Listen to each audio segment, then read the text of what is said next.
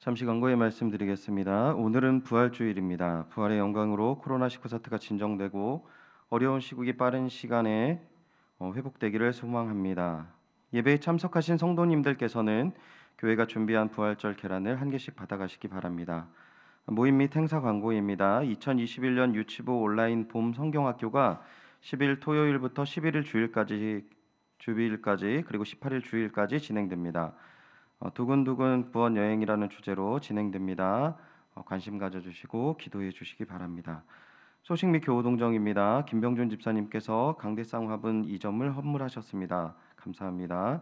전교인 천독 성경 읽기 마라톤 629번 이성채 장로님, 630번 최동옥 권사님께서 해주셨습니다. 감사합니다. 이상입니다. 다 같이 자리에서 일어나셔서 송영에 맞춰 묵도하심으로 주일 2부 예배를 하나님께 드리시겠습니다.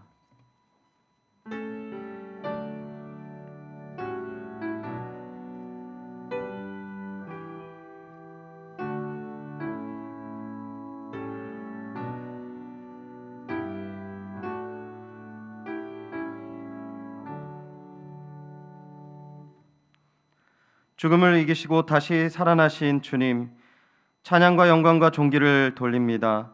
주님, 부활주일 우리를 이 자리로 불러주셨사오니 영원한 생명이신 주님의 부활을 믿으며 살아가게 하여 주시옵소서. 특별히 오늘 주시는 말씀을 통해 그리스도의 부활 생명에 참여하게 하셔서 죽은 자도 무덤에서 살아날 소망을 가지고 살아가게 하여 주시옵소서. 주실 귀한 은혜와 사랑에 감사드리며 이 모든 말씀 주 예수 그리스도의 이름으로 기원하옵나이다. 아멘. 사도신경으로 신앙 고백하겠습니다. 전능하사 천지를 만드신 하나님 아버지를 내가 믿사오며 그 외아들 우리 주 예수 그리스도를 믿사오니 이는 성령으로 잉태하사 동정녀 마리아에게 나시고 본디오 빌라도에게 고난을 받으사 십자가에 못 박혀 죽으시고 장사한 지 사흘 만에 죽은 자 가운데서 다시 살아나시며 하늘에 오르사 전능하신 하나님 우편에 앉아 계시다가 저리로서 산자와 죽은 자를 심판하러 오시리라. 성령을 믿사오며 거룩한 공회와 성도가 서로 교통하는 것과 죄를 사하여 주시는 것과 몸이 다시 사는 것과 영원히 사는 것을 믿사옵나이다. 아멘. 자리에 앉아주시기 바랍니다. 찬송가 160장 무덤에 머물러 다 함께 찬양 드리시겠습니다.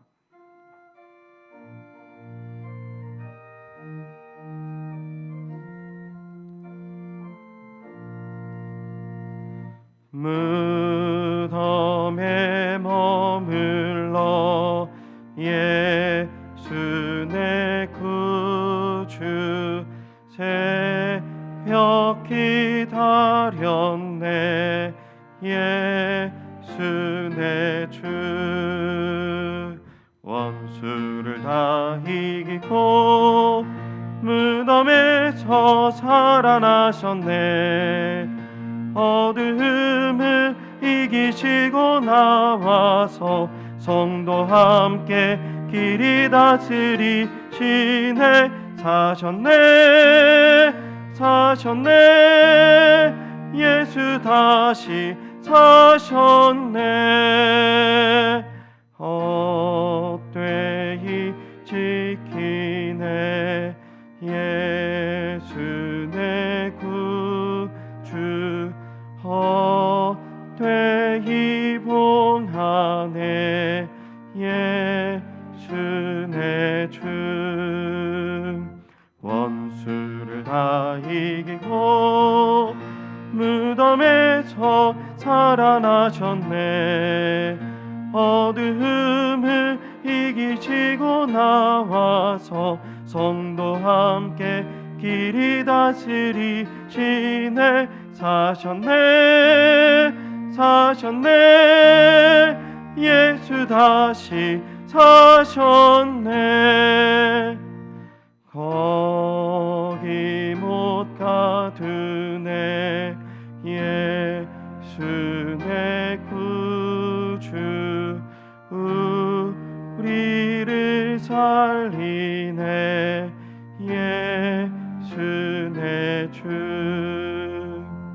원수를 다 이기고 무덤에서 살아나셨네. 어두움을 이기시고 나와서 성도와 함께 길이 다스리시네. 사셨네 사셨네. 예수 다시 사셨네.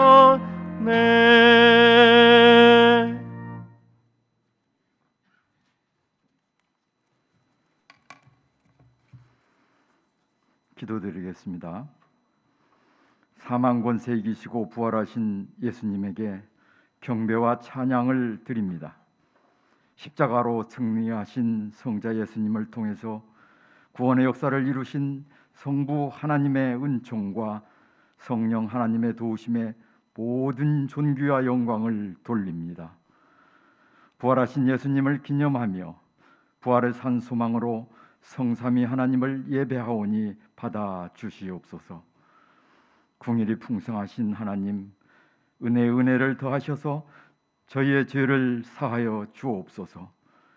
그 은혜 가운데 저희가 의롭다함을 얻고 심령이 정결한 영혼으로 씻음을 받게 하옵소서. 하나님의 말씀을 믿지 못하게 하고 여호와의 도우심을 믿지 못하게 하는 불신의 영을 물리쳐 주시기를 원하며 그리스도 예수 안에서 그리스도 십자가를 붙들게 하옵소서. 아담의 원조로 말미암아 모든 인류는 사망 선고를 받았지만 이제 예수님의 십자가 은혜로 모든 인류는 구원의 기회를 얻게 되었습니다. 한 사람 아담으로부터 시작된 사망이 한 사람 예수님으로부터 끝났습니다. 예수님의 부활은 실제임을 믿습니다. 나는 부활이요 생명이니 나를 믿는 자는 죽어도 살겠고 무릇 살아서 나를 믿는 자는 영원히 죽지 아니하리니 이것을 내가 믿느냐는 예수님의 질문에 믿음으로 아멘하게 하옵소서. 날마다 부활의 소망을 품고 천성을 향해 나아가게 하옵소서. 부활의 기쁜 소식을 주신 하나님, 예수님의 부활이 나라와 민족 온 땅 열방을 향해 전파되게 하옵소서. 코로나19로 경제적인 어려움과 건강의 문제 등 다양한 문제로 고통 중에 있는 이 땅의 백성도 부활의 기쁜 소식을 믿어 유한한 세상의 일을 벗고 구원과 영생의 기쁨을 누리게 하옵소서.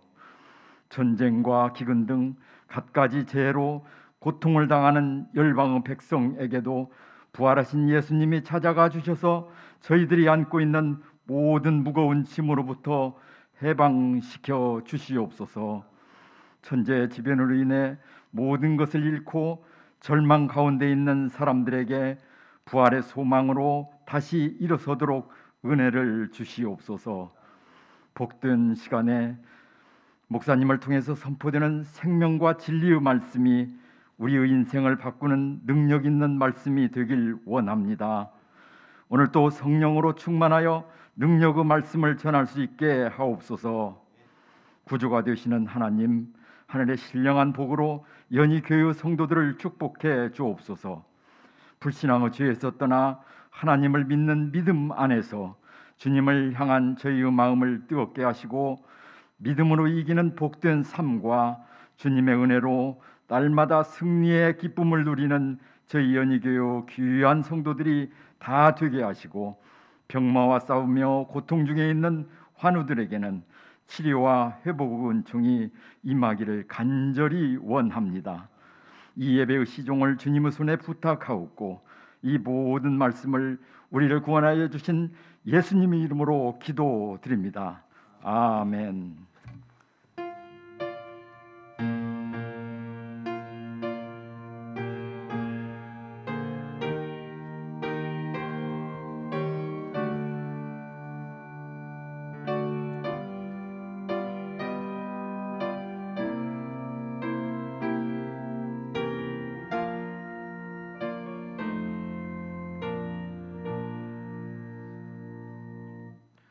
오늘 우리에게 주시는 은혜의 말씀입니다. 다 함께 겸허한 마음으로 하나님의 말씀을 받겠습니다.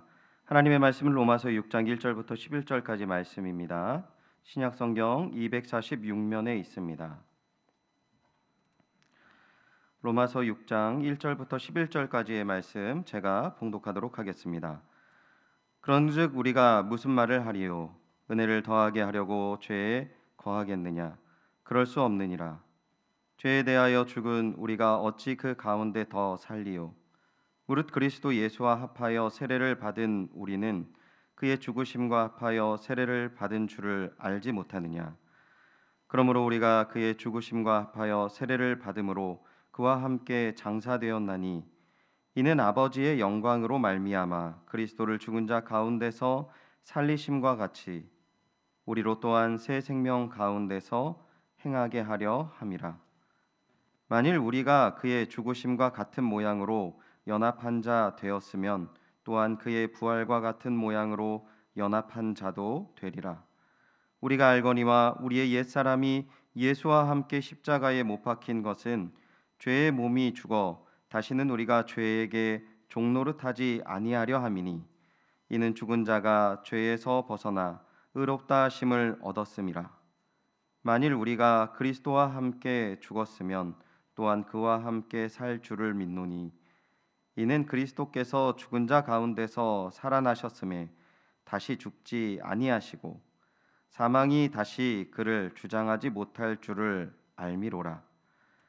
그가 죽으심은 죄에 대하여 단번에 죽으심이요 그가 살아계심은 하나님께 대하여 살아계심이니 이와 같이 너희도 너희 자신을 죄에 대하여는 죽은 자요 그리스도 예수 안에서 하나님께 대하여는 살아있는 자로 여길지어다. 아멘. 이 시간 김희성 목사님 나오셔서 헌금을 위해 기도해 주시고 생명의 길로 옮겨지다라는 제목으로 하나님의 말씀 전해 주시겠습니다.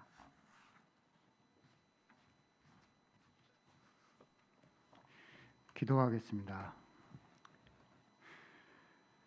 존귀하신 하나님, 독생자 성자 예수님을 우리에게 보내주셔서 십자가에 우리를 대신하여 죽게 하시고 우리에게 영원한 생명을 허락하시기 위하여 3일 만에 다시 부활하게 하셨음을 감사드립니다. 하나님, 오늘 저희가 그 예수님의 부활하심을 기억하며 주님 앞에 나아왔습니다. 부활을 감사하는 예물과 또한 저희가 주님 앞에 마음과 정성과 기도의 제목을 담아 드리기 원하는 여러 예물들을 드리오니 하나님 기쁘게 받으시며 주님의 영광을 위하여 아름답게 사용하여 주시옵소서. 하나님, 우리 성도 한 사람 한 사람 기억하셔서 필요한 모든 것들을 공급하여 주시고 영육간의 치료와 강건케 하는 은혜를 부어 주시기를 원합니다. 오늘도 하나님의 말씀 듣기 원하오니 살아계신 주님의 말씀이 우리 가운데 오늘도 나타나시고 전달되고 주님만 영광 받으시옵소서. 예수님 이름으로 기도드리옵나이다. 아멘. 우리 옆에 계신 분들과 부활절 인사 한번 나누도록 하겠습니다. 예수님 부활하셨습니다. 인사하겠습니다. 예, 감사합니다.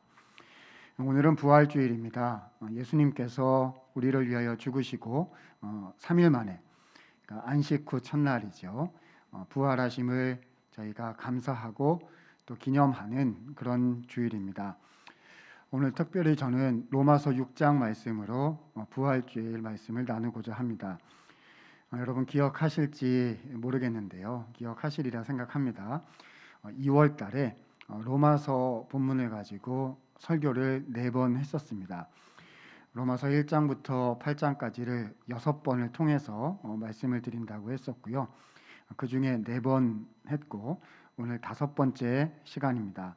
마침 또 하나님께서 순서를 잘 맞추어 주셔서 오늘 하게 예정이 되어 있는 로마서 6장이 예수님의 부활에 관해서 말씀해 주시는 또 그런 본문이기도 합니다. 그래서 오늘 로마서 6장을 통해서 예수님의 부활과 그 예수님의 부활하심이 우리와 무슨 관계가 있는지를 생각하는 또 복음에 대해서 생각하는 시간으로 가져보려고 합니다. 그동안 로마서에 대해서 이제 4번 말씀을 드렸는데요. 여러분 얼마나 기억하십니까? 대강의 내용이 이랬습니다. 우리는 로마서를 통해서 복음에 관한 소식을 듣는 건데요. 복음에 관해서 듣는 건데 이 복음이란 하나님이 하신 일이다라고 했습니다. 우리가 하는 일이 아니고요. 내가 뭐 하는 게 아니라 하나님이 하신 일이다. 복음은 말씀드렸습니다. 특별히 복음이란 하나님의 의가 내 의를 드러내고 이런 게 아니고요. 하나님의 의가 믿는 자에게 나에게 선물로 주어지는 것입니다. 라고 했습니다. 자, 그러면 이 하나님의 의가 선물로 주어지면 우리 편에서는 사람 편에서는 어떤 반응이 나오느냐? 믿음의 반응이 나오게 된다. 믿음이라는 일이 우리 안에 일어나게 된다 했습니다. 이 믿음이란 내가 뭘 하는 내 믿음일, 내가 얼마나 믿음이 좋은가, 나의 믿음을 믿는 게 아니고요. 예수님을 믿는 것이라고 했습니다. 예수님이 하신 일과 그 예수님의 약속을 예수님을 믿는 것이다 말씀을 드렸죠. 이것이 1장부터 4장까지의 줄거리입니다. 자, 그리고 나서 5장부터 8장까지를 생각하는 중인데요. 5장 이후는 이렇게 복음을 받게 된 사람들은 어떻게 살아가게 되느냐, 믿은 사람들은 어떻게 살게 되느냐 그 얘기를 다룬다고 했습니다. 그래서 3가지를 얘기해야 합니다. 로마서 5장 이후는 3가지인데요. 첫 번째 것은 이미 했고 오늘은 그 2번째 시간이고 다음 주에 마지막 3번째를 말씀드리게 됩니다. 자, 5장 이후가 3개인데 그 중에 첫 번째 이미 했던 것은 로마서 5장 말씀이었습니다. 예수님의 십자가 죽음으로 인해서 우리에게 샬롬, 평화가 주어지게 된다 했지요. 이때 평화란 하나님과의 온전한 관계가 회복되는 것이다 했습니다.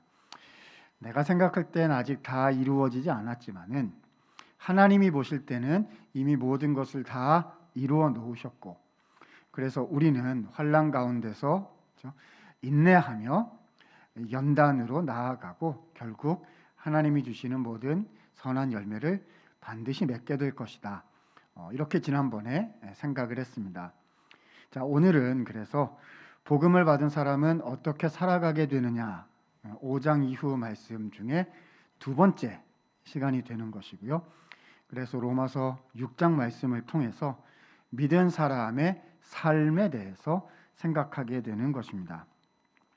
자, 그런데 오늘 우리가 보려는 이 본문 말씀은요. 이 현대 시대를 살아가는 우리 21세기의 성도들에게 상당히 많은 시사점을 던져주고 있다 여겨집니다. 요즘 기독교에서 벗어난 이단 종파들에 대한 여러 가지 이슈들이 최근 몇 년 사이에 이렇게 저렇게 일어나고 있는데요.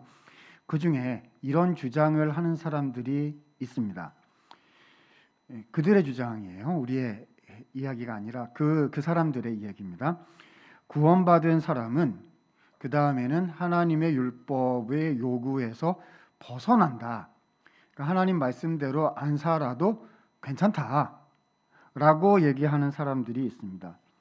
그러니까 이런 거죠. 예수님이 날 위해서 죽으셨으니까 모든 죄를 용서해 주셨으니까 그 다음에는 내 마음대로 살아도 어차피 용서받은 거니까 괜찮다. 마음대로 사세요. 자유롭게 편하게 사세요. 이렇게 얘기하는 사람들이 있습니다. 소위 구원파의 가르침이다라고 이야기하지요. 여러분 이것은 엄청난 오해이며 성경을 잘못 해석한 것입니다. 비단 구원파뿐만이 아니지요. 일반 기독교인들 분들 중에도 이렇게 비슷하게 생각하시는 분들이 계실 수 있습니다. 예수님을 한번 믿으면 다 죄를 용서받았기 때문에 그 다음에는 어떻게 살아도 상관없다는 거죠. 어차피 다 용서받았고 주일날 와서 또 잘못했다고 기도하면 되니까 월화수목금토 나가가지고는 마음대로 살아도 된다. 어차피 용서받은 건데 마음대로 살아도 된다 라고 생각하시는 거예요. 여러분 그렇지 않습니다. 우리가 받은 복음은 그런 것이 아닙니다. 그러니까 우리는 이 믿음의 삶이란 무엇인지, 기독교가 말씀하는 복음이란 무엇인지를 명확하게 알아야 하는 거지요. 그래서 오늘 우리는 믿음의 삶이란 무엇인가, 그 두 번째 시간이라는 거예요. 로마서는 말씀은 모두 다 소중하지만 1장에서 8장까지 뒤로 가면 갈수록 더 선명하게 복음을 설명하고 있습니다. 그래서 오늘도 집중해서 하나님 말씀을 들으시면서 주님, 저에게 복음을 다시 한번 깨닫는 은혜가 있게 해 주십시오. 이 소원하는 마음으로 말씀을 들어주시면 좋겠습니다. 자, 오늘 로마서 6장 오늘 본문 말씀이 다루는 주제가요, 1절, 2절, 6장 1절 말씀, 2절 말씀에 아주 잘 표현되어 있습니다. 자, 같이 한번 힘있게 읽으시면서 오늘 본문 살피기 시작하도록 하시지요. 1절, 2절 읽겠습니다. 시작. 그런즉 우리가 무슨 말을 하리요? 더하게 하려고 죄에 거하겠느냐? 그럴 수 없느니라. 죄에 대하여 죽은 우리가 어찌 그 가운데 더 살리요? 자, 1절에 보니까요, 사도 바울께서 이 독자들 중에 지금까지 이야기를 쭉 듣고 이렇게 질문을 할 거다라고 미리 예상을 해서 그들의 질문을 여기다가 1절에다가 적어 놓았습니다. 그래서 그걸 반박하려고 지금 예상지는 되는 질문을 먼저 얘기하는 거예요. 그러니까 이런 질문이 나올 거라는 겁니다. 은혜를 더하게 하려고 죄에 거하면 되겠네요, 라는 질문이 나올 거라는 거예요. 이런 말인 거죠.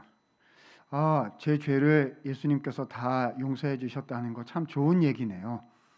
그러면 제가 죄를 더 많이 지어도 괜찮겠네요. 어차피 용서는 받은 거고, 그리고 제가 죄를 더 많이 지으면 예수님께서 저를 용서해 주시는 그 용서의 양이 더 많아지니까 더 크신 은혜를 베풀어 주시는 게 되는 거잖아요. 그럼 저는 죄를 마음대로 지어서 편하고 좋고, 예수님은 더 큰 은혜를 베풀게 되니 더 좋으시고, 이러면 좋겠네요, 라는 반응이 나올 거를 예상을 한 거지요. 그래서 거기에 대해서 뭐라고 사도 바울께서 대답했느냐? 2절에 이렇게 나오는 거죠. 맨 처음에 이렇게 되어 있습니다. 그럴 수 없느니라. 이게 대답입니다. 그럴 수 없느니라. 결코 그렇지 아니하다는 것입니다. 다시 표현해 볼까요? 복음을 받은 사람은 더 이상 죄 가운데 살아갈 수 없다는 것입니다. 다시요. 복음을 받은 사람은 더 이상 죄 가운데 살 수 없다는 것입니다. 무슨 말씀일까요? 사실 우리가 예수님을 믿는 사람들이잖아요. 그런데 우리 자신의 삶을 살펴보면 우리가 죄의 흔적에서, 죄의 영향에서 다 벗어난 게 아니거든요. 아직도 연약하고 또 부족하고 아직 다 변화되지 못한 모습이 있어요. 그러나 우리의 그런 모습이 죄 가운데 살아도 괜찮다는 것으로 합리화되어서는 안 된다는 것이지요. 그럴 수 없느니라. 복음을 받은 사람은 죄를 반드시 떠나야 합니다. 이 말씀을 오늘 쭉 풀어 가시는 것입니다. 그래서 그럴 수 없느니라라는 이 본문의 표현을 오늘 6장에서 두 가지로 알려주시거든요. 왜 그럴 수 없는지 두 가지로 알려주시거든요. 그래서 하나, 두 개 생각해 보도록 하겠습니다. 자, 첫 번째입니다.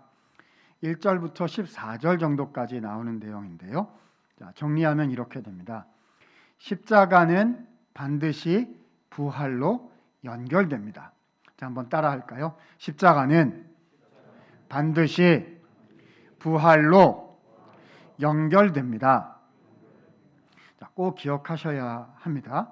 십자가만큼이나 중요한 성경의 사건이 부활 사건이에요.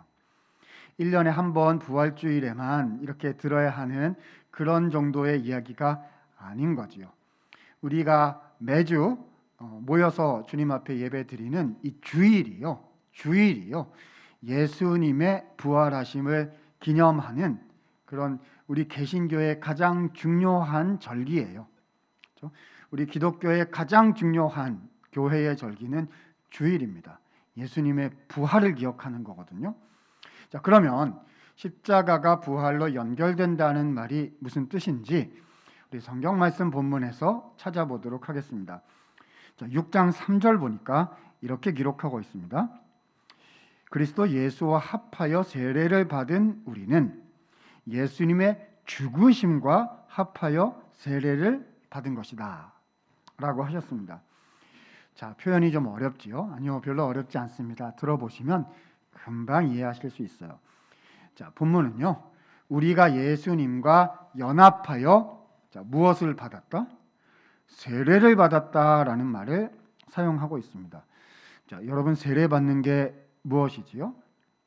우리가 이제 세례식 할 때 세례 주시는 목사님이 이렇게 물을 이렇게 해서 머리에 안수하시고 세례를 주시잖아요. 그 뿌리의 근원을 이렇게 보면 세례 사건이 어떤 사건입니까? 물에 들어갔다가 나오는 것을 뜻하는 거잖아요. 여러분, 물에 들어갔다가 나오는 게 뭐지요? 물에 들어간다는 것은 죽는다는 것이고, 다시 나온다는 것은 산다는 거예요. 그래서 세례는 죽고 다시 살았습니다 라는 겁니다. 여러분, 죽으시고 다시 사신 분이 누구죠? 예수님이요. 우리는 죽고 산 게 아니에요. 아직 돌아가시지 않으셨잖아요. 그죠?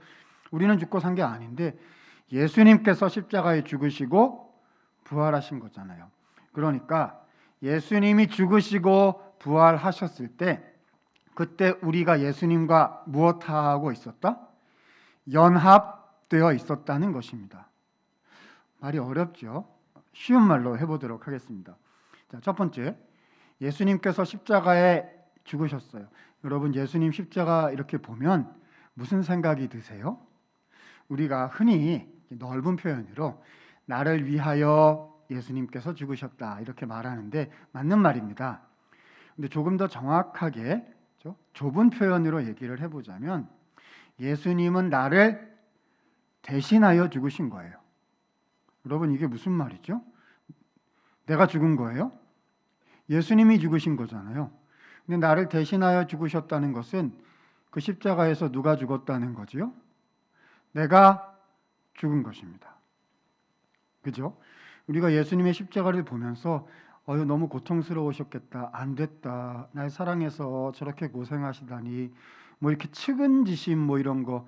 아니요. 그 십자가가 뭔지 이해를 못한 거죠. 무슨 말인지 이해 못한 거잖아요. 그 자리는 내 자리입니다. 거기서 내가 죽어야 하는 거거든요. 그런데 예수님께서 나를 대신해서 죽으셨어요. 누가 죽은 거지요? 예수님과 연합하여 내가 죽은 것입니다. 심판을 받았다고요. 내가 받아야 하는 나의 죄에 대한 심판이 끝났다고요. 해결이 되었다는 거지요. 그것이 예수님의 십자가 죽음의 뜻입니다. 그것을 우리는 연합이다. 연합이다라고 말하는 거지요. 자, 그런데요.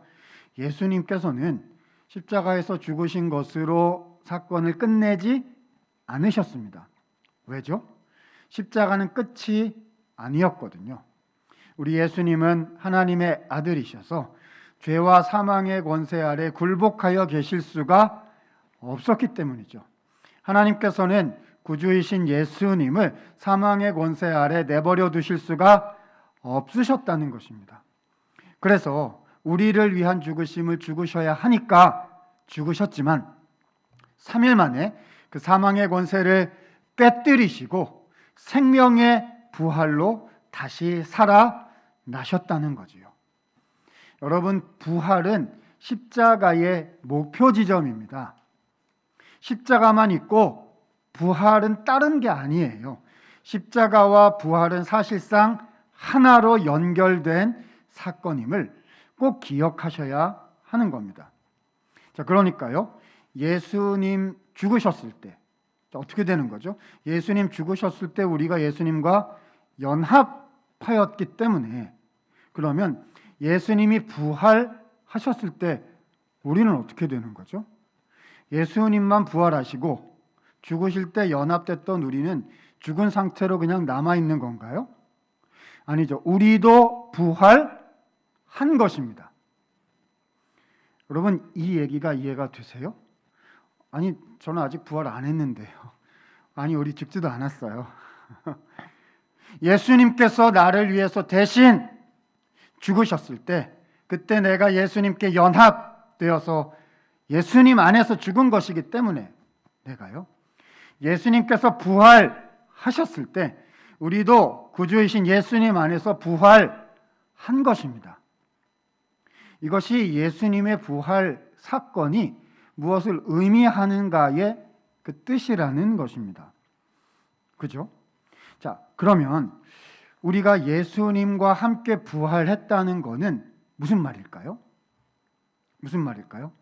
물론 장차 우리의 육신이 죽은 후에요, 예수님처럼 다시 부활하여 변화된 육체로 나오게 될 것이다라는 말입니다.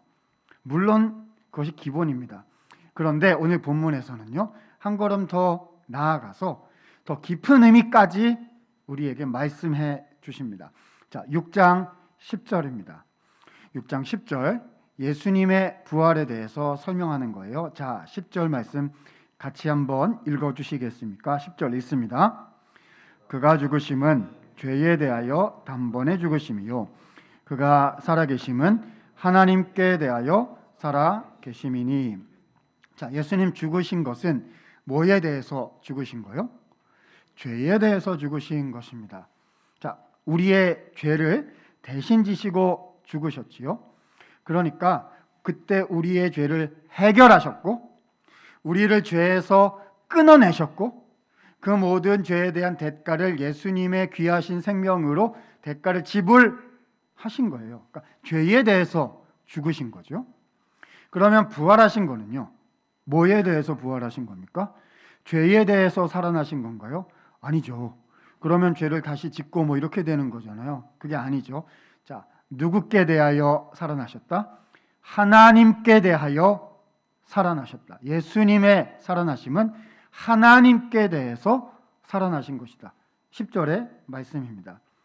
그러니까 하나님의 생명, 하나님이 원하시는 삶을 살아드리며 하나님이 원하시는 인생을 살아가시는 그 영원한 생명으로 부활하셨다는 거예요. 누가요? 예수님이요. 그러면 예수님과 연합된 우리는 어떻게 되는 겁니까?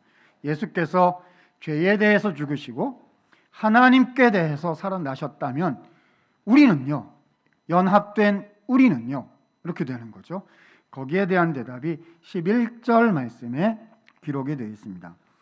이와 같이 너희도 너희 자신을 죄에 대하여는 죽은 자요, 부활하신 예수님 안에서 하나님께 대하여는 산 자로 여길지어다. 예수님께 대해서 표현했던 말을 그대로 우리 믿는 우리 성도들에게도 똑같이 적용하고 계세요. 우리도 예수의 죽으심, 예수님이 죽으심 안에서 죄에 대하여 죽게 되었고, 우리도 예수님의 부활하심 안에서 하나님께 대해서 산 자가 되었다는 것입니다. 죄와의 관계는 끊어졌고 하나님을 위해서 진짜 인생을 살아갈 수 있는 생명을 가진 존재로 다시 살아났다는 것이지요. 사랑하는 성도 여러분, 한번 생각해 보셨으면 좋겠습니다. 내 안에 생명이 주어졌다라는 사실에 대해서 얼마나 깊이 생각해 보셨습니까? 내가 예수님 믿었다, 그래서 죄를 용서받았다라는 사죄의 감격, 구원의 확신, 구원의 은총, 감사와 감격이 있지요. 그런데 그 십자가의 그 은혜는요, 반드시 부활의 은혜로 연결이 된다는 것입니다. 예수님을 믿고 나서는요, 전혀 다른 삶을 살아가는 영생, 영원한 생명이 우리 안에 들어오게 됐다는 것이죠. 여러분, 이거는요, 그냥 앞으로 열심히 한번 잘 살아보세요, 이런 뜻이 아닙니다. 그냥 어떻게 하는지 보고 할게요. 잘하면 천국 가는 거고 잘 못하면 중간에 탈락하는 거고 뭐 그런 말이 아닙니다. 이미 우리가 영원한 삶을 갖게 되었다는 선포인 것이지요. 사랑하는 여러분, 예수님 믿으시지요? 예수님 믿으시지요? 예수님께서 나의 죄를 대신 지시고 죽으셔서 우리가 모든 죄를 용서받고 하나님의 자녀가 된 것을 믿으시지요? 그러면 또한 믿으셔야 합니다. 무엇을 믿어야 합니까? 예수님의 부활로 말미암아 하나님의 생명이 내 안에 주어진 것, 내가 다시 살아난 것을, 생명을 소유하게 된 것을 믿으셔야 합니다. 여러분, 이게 무슨 말이지요? 다시 돌아갈 수가 없다는 것입니다. 예전의 방식대로, 세상의 방식대로, 예수님 안 믿는 삶의 방식대로 다시 돌아가는 것은 불가능하다는 것입니다. 왜요? 살아났거든요. 그러니까 죽음으로 돌아갈 수가 없다는 것이지요. 예전으로 돌아가는 길은 없습니다. 자, 여기까지가 첫 번째입니다. 십자가는 반드시 부활로 연결되는 것입니다. 예수님께서 그렇게 하셨고요. 그렇기 때문에 내 안에도 그 십자가의 은혜, 십자가 대속의 죽으심을 믿는 우리들에게 부활의 생명이 이미 주어진 것입니다. 첫 번째 말씀이에요. 두 번째. 자, 여기까지 듣게 되면 조금 더 질문이 생겨나게 될 것 같습니다. 맞습니다. 그렇군요. 하나님께 대해서 산자가 된 것인데, 그렇다면 하나님께 대하여 살아간다, 산자가 됐다는 말은 무슨 뜻입니까? 조금 더 알려주십시오. 이런 생각이 들 것 같습니다. 그래서 오늘 본문은 15절 이후로 23절 끝까지 계속해서 이 말씀에 대해서 좀 더 구체적 설명을 해주십니다. 그런데 이 긴 본문에서요, 핵심 단어 하나를 찾아볼 수가 있습니다. 자, 오늘 본문이 쓰는 이 뒷부분의 핵심 단어 한 단어는 종이라는 단어입니다. 자, 어떤 단어요? 종이요, 종. 자, 고대 요즘 교회에서는 주님의 종 그러면 이제 좋은 말이, 칭찬한 말이잖아요. 근데 고대 사회의 종이란 말은 좋은 뜻이 하나도 없지요. 무슨 뜻이죠? 노예라는 말이거든요. 이 종 혹은 노예라는 말을 가지고 죽고 다시 살아나는 것을 표현합니다. 자, 17절, 18절 말씀에 핵심 사항이 나옵니다. 같이 한번 읽어보면 좋겠습니다. 17절, 18절 읽습니다. 시작. 하나님께 감사하리로다. 너희가 본래 죄의 종이더니 너희에게 전하여 준다. 교훈의 본을 마음으로 순종하여 죄로부터 해방되어 그에게 종이 되었느니라. 아멘. 자, 17절 말씀을 보면은요, 우리가 예수님 믿기 전에 누구의 종이었다 하십니까? 죄의 종이었다는 거예요. 여러분, 여기서 종, 노예란 지배를 받는다는 뜻이거든요. 여러분, 진짜 종, 진짜 노예는요, 정신까지 지배를 받는 거예요. 그렇죠? 몸은 지배를 받으나 정신이 지배를 받지 않으면요, 그 노예, 종이 아니죠. 근데 진짜 종, 노예는요, 생각까지 그렇게 해요. 그래서 자기가 종으로 사는 게 맞고, 그렇죠? 나는 당연히 이런 존재다라고 생각을 하고 거기에 마음을 두고 빠져들어서 그걸 즐거워하고 좋아하는 것, 뭐라고 부릅니까? 종, 노예라고 부르는 거거든요. 우리가 예수님의 생명을 받게 되기 전에는 죄의 노예였다는 겁니다. 그러니까 죄를 좋아해요. 그러니까 하나님 없이 사는 거를 당연하다 생각하고 익숙한 거죠. 그래서 하나님이 불편합니다. 하나님을 인생의 주인으로 모시지 않고요, 내 마음이 원하는 대로 살고 싶어 해요. 근데 그때 내 마음이란 이미 죄에 물든 마음이죠. 그러니까 죄가 좋은 거예요. 사랑하는 노력을 하기보다는 미운 마음이 드는 자연스러운 상태가 원래 나이다, 원래 내가 그런 존재다 라고 생각하는 거죠. 부모님과 어르신을 공경하지 않고요. 거짓말하고요. 거룩하지 않은 것들이 좋아요. 다른 사람은 이용의 대상이죠. 다 그렇게 사니까 나도 그렇게 살면 된다. 거리낌 없이 합니다. 그래도 뭔가 의미 있게 살고 싶고 내 마음을 채워보고 싶은데 채워지지 않지요. 왜냐하면 다 죄에 물들어서 그 방식대로 그게 좋다고 사니까요. 하나님의 선하심으로 채워야 우리의 영혼이 채워지는 게 영혼의 그릇인데요. 근데 자꾸 다른 걸로 채우니까 되지가 않죠. 되지가 않는 겁니다. 그러면서도 좋아해요, 죄를요. 이것이 죄의 종이고 죄의 노예였다라는 말입니다. 그런데 예수님께서 십자가에서 죽으심으로 우리와 이 죄의 관계를 깨뜨리셨다는 겁니다. 그래서 죄에 대해서 우리가 죽게 되었다는 거지요. 그래서 어떻게 되었느냐? 자, 18절 보니까요. 죄로부터 해방이 되어서 자, 누구에게 종이 되었다? 의에게 종이 되었다라고 말씀합니다. 사실 이 표현을 보면 좀 충격을 받게 됩니다. 여러분, 노예로 지내다가 해방이 되면 자유롭게 살아야 되잖아요. 자유를 누려야 되잖아요. 죄에 대해 종이 되었으니까 이제는 해방됐으니까 이제는 내 마음대로 살아보자 이렇게 되는 거잖아요. 아니요, 근데 그렇게 표현을 안 하고 다시 종이 된다라고 표현하고 있어요. 이때 종이 된다, 노예가 된다라는 것은 뭐지요? 선하고 아름다운 것을 즐거워하게 되는, 진짜 제대로 된 인생을 살아가게 되는 것을 이렇게 표현하고 있는 것입니다. 좀 더 쉽게 말씀을 드려볼까요? 죄에 물들었던 옛날 내 마음 방식대로 살아가는 게 아니고요. 하나님이 원하시는 방식대로 살아가게 되는 거죠. 주님이 나를 디자인하셨을 때요. 주님이 나를 이렇게 만드셨을 때 세상과 죄에 물든 그 방식대로 살아가는 걸 즐기도록 그렇게 만드신 게 아니라는 겁니다.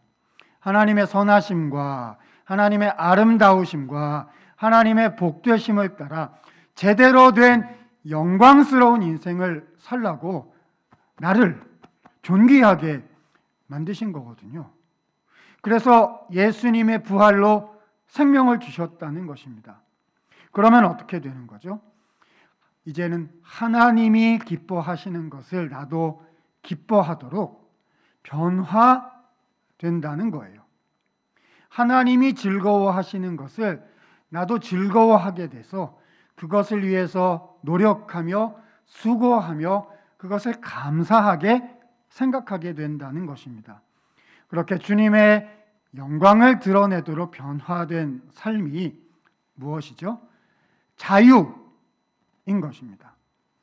내 마음대로 하나님과 반대되는 내 마음대로 살아가는 게 아니라 내 마음이 이렇게 하나님 마음과 닮아가는 거거든요. 내 마음이 하나님 마음과 이렇게 겹치게 되는 거거든요.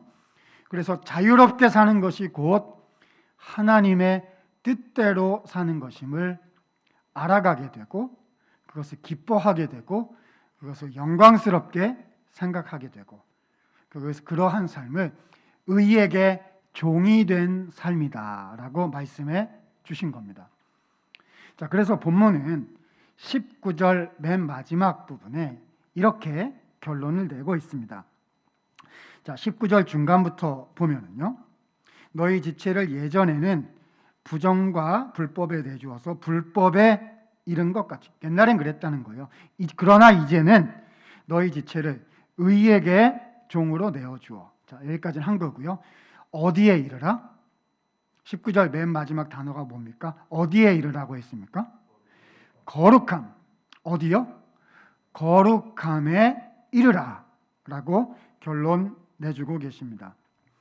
여러분, 이 단어가 오늘 6장 흐름의 결론 단어예요. 여러분, 지금 이렇게 된 거잖아요. 예수님과 우리가 연합되었습니다.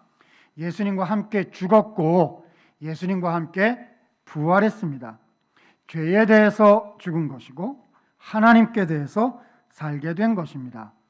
바로 의의 종이 더 이상 아니라 죄의 종이 더 이상 아니라 의의 종이 된 것입니다. 이 모든 사실을 합치고 결론 내면서 무슨 열매요? 거룩함의 열매를 맺게 된다 하셨습니다. 여러분, 거룩함이 무슨 뜻이죠? 어떤 분들은 거룩함을 조금 오해하셔가지고요, 교회 오면 있는 어떤 그냥 홀리스러운 분위기, 이런 걸 거룩함이라고 생각하실 수도 있는데요. 거룩함은 분위기 이런 걸 말하는 게 아닙니다. 무슨 연기 같은 거 이렇게 피워놓고 조명 어떻게 하고 이런 분위기가 아니에요. 거룩함이란 구별되었다라는 뜻을 갖고 있습니다. 자, 거룩함의 뜻이 뭐라고요? 구별이요. 구분된 거, 구별된 것을 거룩이다라고 말하는 겁니다. 그러니까 원래 거룩이란 누구에게만 쓸 수 있는 말일까요? 하나님께만 쓸 수 있는 말. 우리는 거룩하지 않습니다. 우리는 죄에 물들었고요. 우리는 피조물이고 우리는 거룩한 그런 존재가 아닌 거죠. 그런데 하나님이 우리를 건지셔서 하나님의 자녀로 삼으시고 하나님의 영광을 드러낼 거룩한 백성으로 우리를 삼으셨다는 거예요. 그죠? 그러니까 거룩함이란 쉬운 말로 얘기하면 뭘까요? 구별되신 하나님을 닮은 거죠. 우리의 주님이신 예수님을 닮은 것. 이렇게 보니까 그분 보니까 하나님 닮았어요. 와, 그분 보니까 예수님 닮았어요. 자꾸 예수님 닮도록 돼가는 거예요. 그게 뭐죠? 거룩함의 열매를 맺는 삶인 거지요. 예수님께 연합된 사람들은 결국 하나님께 대해서 산 자가 되어 하나님의 의로운 삶을 즐거워해서 의의 종이 되며 거룩함의 열매를 맺게 된다는 것입니다. 여기까지가 오늘 본문의 줄거리가 되겠습니다. 사랑하는 성도 여러분, 이 내용들을 이렇게 좀 모아가지고요, 21세기를 살아가는 우리들의 삶의 현장에 오늘 말씀이 어떤 뜻이 될 수 있을지를 생각해 보고 싶습니다. 이렇게 말씀드리면 될 것 같아요.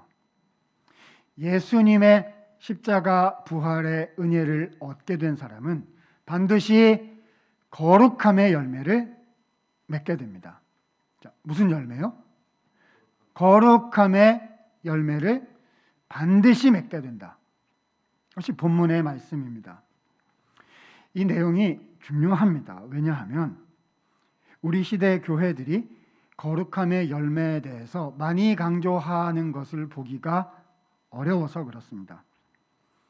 처음에는 첫 번째 요거는 강조를 해요. 예수님을 믿으면 구원 얻는다는 사실. 예수님이 나를 위해서 십자가에 죽으셨기 때문에 예수님 믿으면 모든 죄를 용서받고 하나님의 자녀가 된다. 그래서 구원 열차를 타고 천국행 티켓 따로 필요 없어요. 예수님이 우리의 보증수표이십니다. 여기까지 얘기를 해요. 많이 얘기를 합니다. 완전히 맞는 얘기입니다. 100% 맞는 얘기이고 이것이 진리입니다. 근데요, 이 다음 얘기도 같이 해야 되거든요. 똑같이 강조해야 되거든요. 십자가와 부활은 연결이 되어 있기 때문이죠.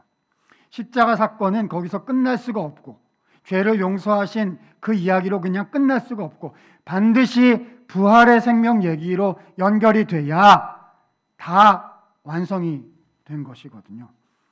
어디까지 얘기를 해야 하는 거지요?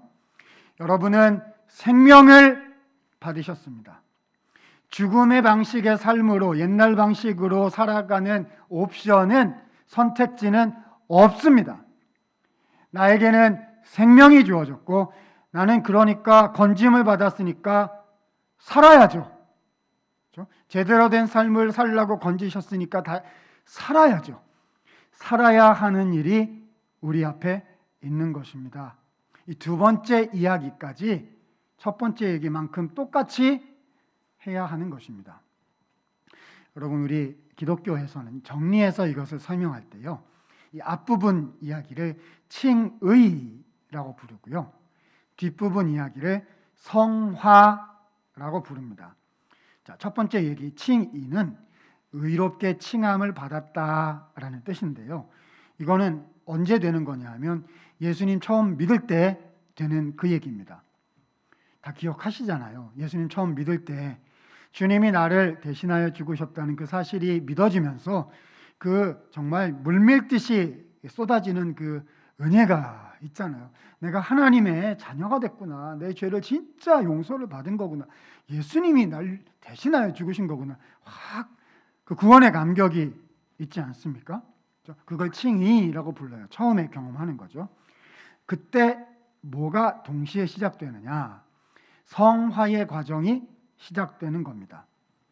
예수님 닮은 모습으로 변화되어 가는 과정인 거죠.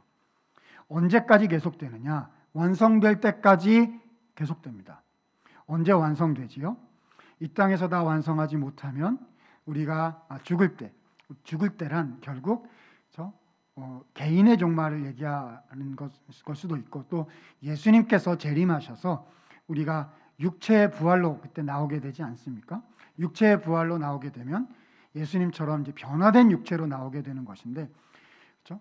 그때까지 계속 그때에 이제 모든 것이 완성이 되는 거지요. 자, 그 완성된 상태를 영화라고 불러요. 그래서 그 중간 과정을 성화라고 부르게 됩니다. 칭의의 은혜를 받은 사람은요, 성화 과정의 은혜도 똑같이 받는 것입니다. 때로는 실패도 하고 실수도 하지요. 완전하지 않아요. 넘어지기도 하고 주저앉기도 하고 못하겠다고 하기도 하고 그렇습니다. 우리 연약하고 부족하거든요. 그러나 거기서 끝나지가 않는다는 거지요. 그럴 수 없느니라. 혹시 믿음의 삶을 주춤주춤 하시고 어떤 어려움 때문에 주저앉아 계시고 더 이상 앞으로 안 가련다. 나는 믿는 게 맞는지 모르겠다. 이렇게 서 계시거나 주저앉아 계신 분이 계시면 오늘 부활생명 메시지를 로마서 말씀 통해서 들으셔야 되는 거예요. 그럴 수 없느니라. 왜죠? 예수님이 부활하셨거든요. 거기 가둘 수가 없었다고요. 오늘 160장 찬송가에서 나와요. 헛되이 가두네. 예수님을 사망의 권세에 가둘 수가 없었거든요. 그러니까 우리를 사망의 권세에 가둘 자가 없는 것입니다. 우리를 그 자리에 머무르게 할 수 있는 존재는 없습니다. 왜죠? 예수님께서 부활하셨기 때문입니다. 앞으로 간다는 거예요. 예수님 닮은 삶으로 앞으로 계속 간다는 거죠. 사랑하는 성도 여러분, 그러므로 기억하십시다. 성화의 열매, 예수님 닮도록 변화되는 열매는요, 내 속에 우리 가운데 반드시 일어나야 되는 열매입니다. 중요합니다. 그런데 어떤 이단적인 곳들에서는 이런 성화의 과정은 무시하고 칭의만 얘기하지요. 예수님 십자가 은혜 받았으면 아무렇게나 살아도 된다. 자유다 그게. 어차피 다 용서받은 것이다. 아닙니다. 그렇지 않아요. 혹은 앞에 것만 계속 얘기하고 뒤에 거룩한 삶에 대한 이야기는 하지 않는다면 그것 또한 절반만 얘기한 것이라서 잘했다 할 수가 없는 것이지요. 우리는 생명을 가졌단 말입니다. 그죠? 여러분, 우리가 자녀를 이렇게 낳았어요. 그렇죠? 그러면 이 아이가 처음에는 우유를 먹거나 어머니 젖을 먹다가 나중에 밥을 먹어야 되잖아요. 근데 20년, 30년, 40년 이렇게 자라는데 밥을 못 먹어요. 그러면 어떻게 하실 겁니까? 그래도 내가 널 사랑하니까 괜찮다 하고 끝내실 거예요? 아니죠. 어떻게 해서든 밥을 먹어 어른이 되도록 모든 최선의 노력을 다해서 할 겁니다. 그죠? 아이가 걷지를 못해요. 그렇죠? 그러면 어떻게? 안 걸어도 된다 그래서 평생 안 걸어도 된다. 내가 어차피 널 사랑하니까 이러실 거예요? 아니죠. 혹시 특별한 어떤 문제가 있어서 그렇다면 모르겠으나 대부분의 경우에는 어떻게? 걷도록 연습을 시키죠. 그죠? 다치셨으면 재활훈련 하실 거잖아요. 괜찮아, 나는 안 해도 돼요. 어차피 주님이 나를 사랑하셔 하고 끝내실 거예요. 우리에게 생명이 주어졌다는 것은 하나님의 말씀대로 살아가는 진짜 인생이 주어졌다는 것이거든요. 그러면 어떻게 하실 겁니까? 힘이 들어도 눈물이 나도 이게 진짜 길이거든요. 이게 진짜 나라고요.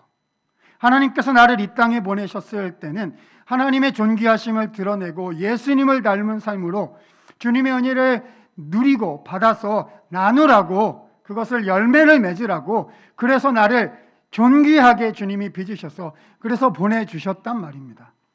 그러면 나의 남은 우리의 인생을 통해서, 그렇죠?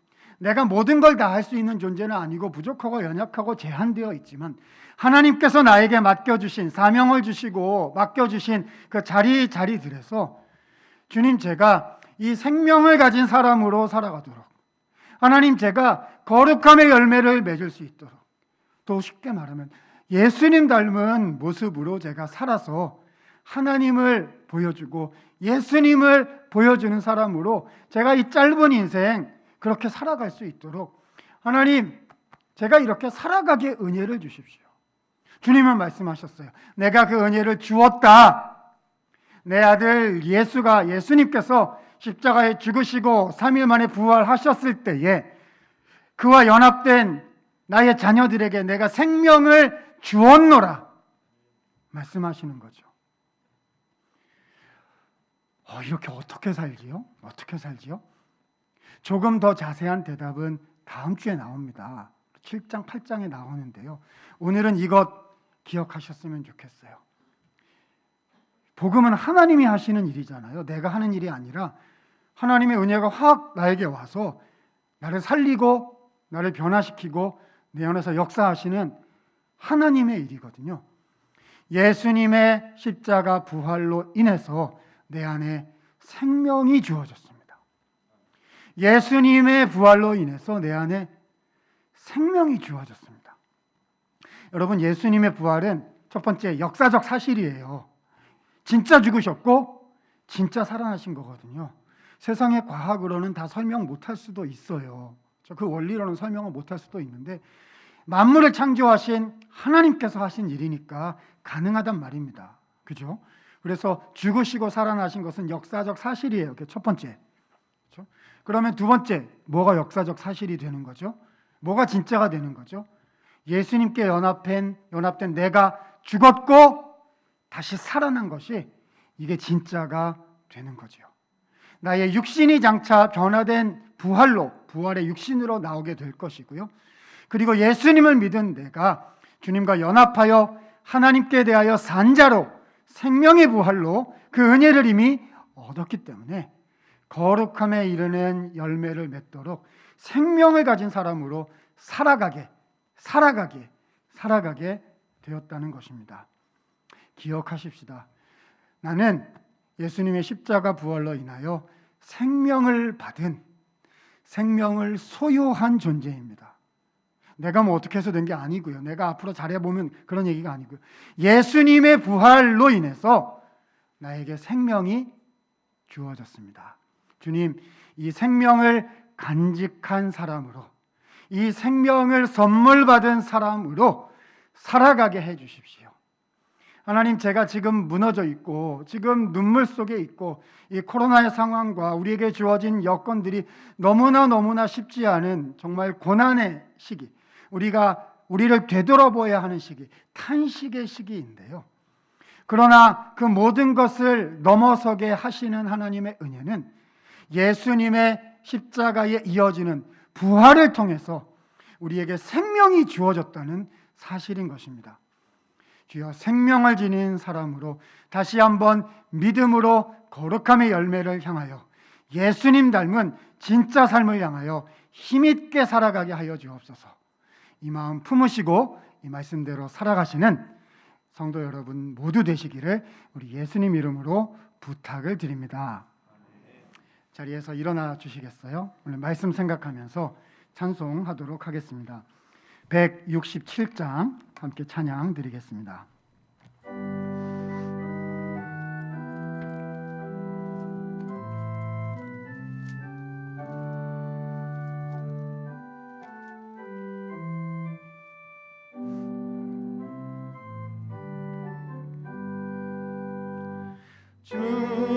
즐겁도다 이날 세세의 할 말 사망 권세 깨고 하늘이 열려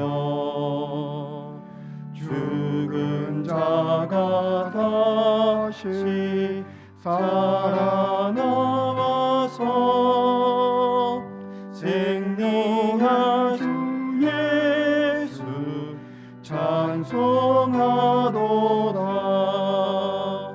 즐겁도다 이날 세세의 할 말 사망 권세 깨고 승리하셨네 부활하신 주님 나타나시니 천지 만물 모두 새 옷 입었네 꽃은 만발하고 잎이 우거져 승리하신 주를 찬송하도다 즐겁도다 이날 세세의 할 말 사망 권세 깨고 승리하셨네 생명의 주 예수 죽음 이기고 무덤 문을 열고 살아나셨네 주의 말씀대로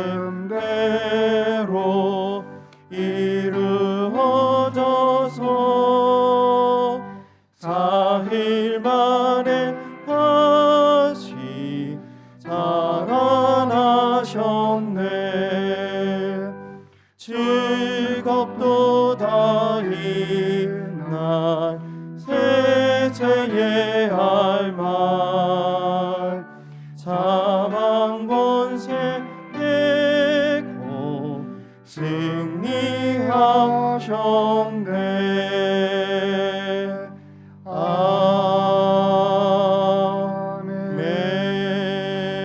아멘 하나님, 죽음 가운데 가두어 죽음 가운데 갇혀 끝날 수밖에 없었던 저희들의 인생입니다. 죄 가운데 이미 죽어 있었고 또한 우리의 인생 속에 참 소망을, 참 능력을 얻지 못하여 방황과 눈물 가운데 있는 저희의 삶입니다. 그러나 우리를 사랑하신 하나님께서 독생자 아들을 예수님을 우리에게 보내주시고 우리를 대신하여 우리의 죄를 지고 십자가에 죽어 우리의 모든 죄를 용서하게 하셨으며 우리를 위하여 우리를 대신하여 사망 권세를 깨고 부활하사 우리에게 생명을 영원한 영생을 허락하셨음을 믿습니다. 하나님, 오늘 이 자리에 함께하는 분들 중에 하나님 아직 눈이 다 열리지 못하여 이 십자가의 부활의 능력과 하나님이 귀한 하나님의 뜻을 하나님 다 마음에 담지 못한 분들 계시거든. 하나님 은혜를 허락하여 주시옵소서. 하나님 눈이 열리게 하시고 믿음의 마음이 열리게 하여 주시어서 나를 위하여 죽으시고 부활하사 승리하사 영생과 승리를 약속하시며 허락하신 그 은혜가 우리의 영혼에 심겨지게 하여 주시옵소서. 하나님 그리하여 우리의 인생 속에 하나님 여러 가지 상황들 가운데 부족한 것이 있고 하나님 뜻대로 되지 아니하는 것이 있고 하나님 고통스럽고 하나님 불편한 것들이 있어서 하나님 혹은 주저앉아 있고 혹은 근심 가운데 있다면 하나님 부활하신 예수님이 그 생명이 오늘 우리에게 소망이 되게 하여 주시옵소서. 다시 살아갈 수 있는 이유가 되게 하여 주시옵소서. 나는 할 수 없고 나는 주저앉을 수밖에 없으나 부활의 예수님께서 보내주신 성령님의 역사가 우리의 마음에 임하여 하나님을 기억하며 예수님의 은혜를 기억하며 우리의 속에 소망이 샘솟듯이 일어나 다시 한번 기도하며 주님을 위하여, 교회를 위하여, 가정을 위하여, 주님께서 맡겨주신 터전을 위하여 기도하며 노력하며 앞으로 걸어가 거룩함의 열매를 맺고자 하는 하나님과 담대한 믿음이, 소망이 다시 한번 일어나도록 주여 우리 마음 가운데 역사하여 주시옵소서. 그리하여 이번 한 주 살아갈 때에, 우리의 남은 인생을 살아갈 때에 부활의 생명을 소유한 사람으로 이미 소유하였고 앞으로 육체의 부활로 다시 살아나 예수님과 함께 이 땅을 다스리며 주님을 찬양할 거룩한 성도가 되었음을 기억하며 살아가도록 주님 힘과 믿음과 용기를 허락하여 주시옵소서. 이제는 구주 예수 그리스도의 은혜와 하나님 아버지의 사랑과 성령의 교통 역사하심이 부활의 주 되신 예수 그리스도께서 주신 생명을 기억하며 그 생명을 영혼의 마음에 담고 다시 한번 성도대로 거룩함의 열매를 맺으며 살아가기를 소원하고 다짐하는 주의 모든 백성들 머리 위에 이제로부터 영원토록 함께 계실지어다. 아멘.